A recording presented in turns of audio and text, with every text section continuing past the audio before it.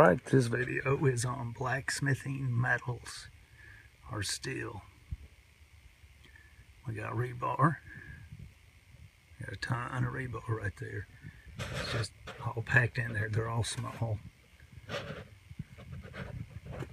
Lawnmower blades, which you know, the better, heavier duty lawnmower blade is the best for blacksmithing. Them aren't real heavy duty, but still, they'll work. Got some big rebar all wound up and all. But the wrought iron, see the wrought iron? Tons of it, tons of wrought iron for blacksmithing. It's a lot for blacksmithing. There are all these pieces here that I had cut off, all the spindles. I've got the lightweight wrought iron over here. Got a bit of that.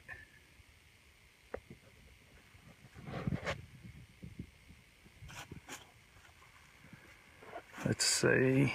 Let's walk over here. Let me see what else I got. Look, stuff like this you should keep. This thing right here could be, in an emergency, could be used for an anvil. Not even an emergency, it wouldn't make a bad anvil. Alright. That's what I got there, just rods that I found. All this stuff I've gotten, found, and took off of cars or whatever. Excellent for blacksmithing. All these rods. All these rods, all this stuff. All kinds of little stuff in here.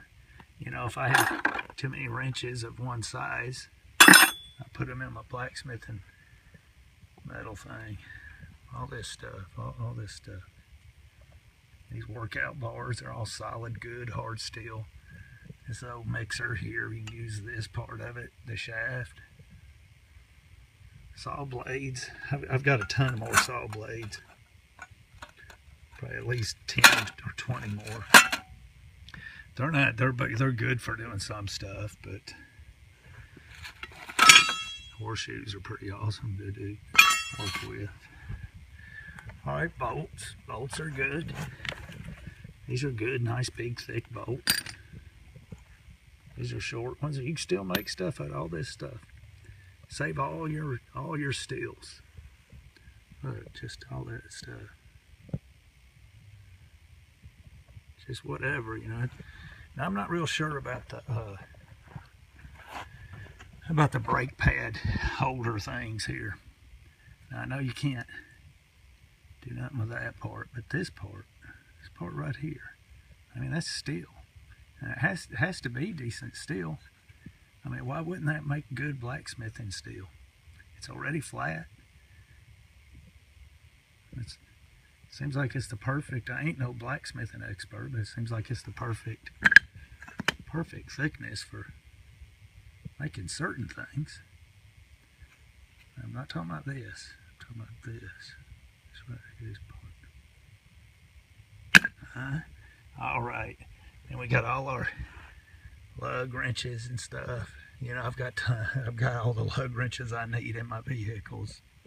These are extras. I go to a garage sale and see a lug wrench for $2. I'll buy it just for the purpose of putting it in my blacksmith steel storage.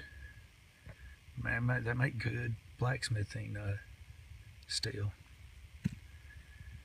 All right, now for the real good stuff. Spring steel. Look at all those springs. Huh? Look at all those coil springs. Look at all those leaf springs. Huh? Look at all that. Now, that's good steel. That's what you make knives and stuff out of right there.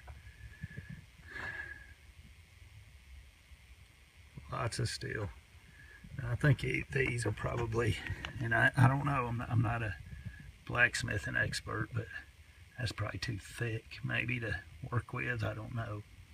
But you can do something with it. Got 4 of them. You can do something with it. I try not to throw steel away. And I've got In here I got lots of black pipe. Lots of black pipe that I keep. Anyway, that's it. Now for a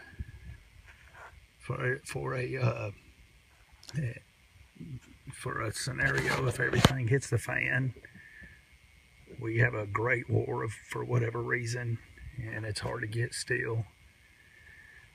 Grid down situation, whatever, you can blacksmith. You can forge your own steel. You can forge your own stuff. And man, I encourage everybody. I don't care if you're, how to blacksmith or not, but I encourage you to make you a homemade blacksmith forge. Get you some manual, not electric, manual blowers and stuff, billows and hand crank, and gather your steel. Man, gather up steel. Any piece of steel you find, just throw it in the garage, behind the garage, underneath the house. I'm telling you, if something bad were to happen, you wouldn't be able to get steel. It'd be real hard. They would gather up all the scrap steel they could if we went to and had a terrible war. Even a grid down situation or whatever, you're gonna need all the metals and steels you can get. But for a hobby, collect this stuff. Man, I've been collecting it for years. It hasn't cost me nothing. And if I don't ever get to use it, nothing ever happens in my lifetime. Well, my grandkids, my kids, my grandkids, my great-grandkids, they'll be secure with metals.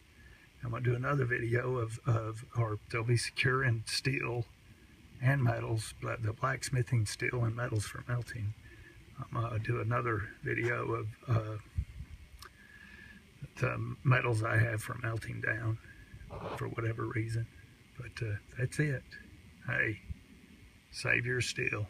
I'm telling you, save your steel.